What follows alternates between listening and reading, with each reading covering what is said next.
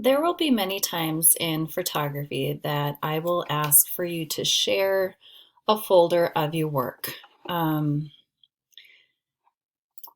in my drive, oftentimes when we look at folders of work, if I look at my Elements and Principles folder, I want to see a wide range of pictures that I took for the topic.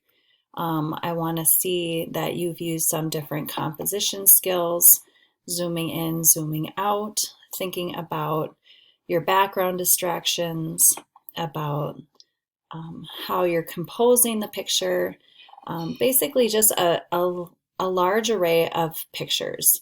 So I can see that, yes, you went out, you thought about the topic, and you've done the work. And so I can give you credit for doing the work. Sometimes when we're in school, we will turn in a contact sheet, but sometimes we need to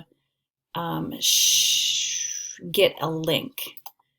And so if you noticed, I went up to the arrow on my folder that I want to share, and I want to get a link.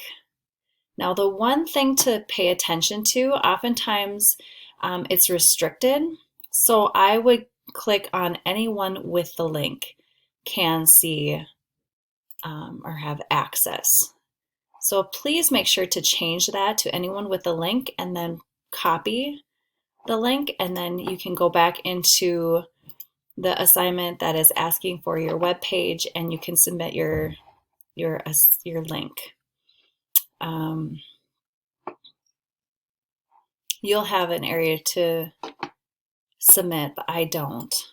So I could paste it here. Please make sure that after you do submit something, that you go back in and click on it to make sure that it takes you to the place that you want me to go to look at your pictures. That seemed to work.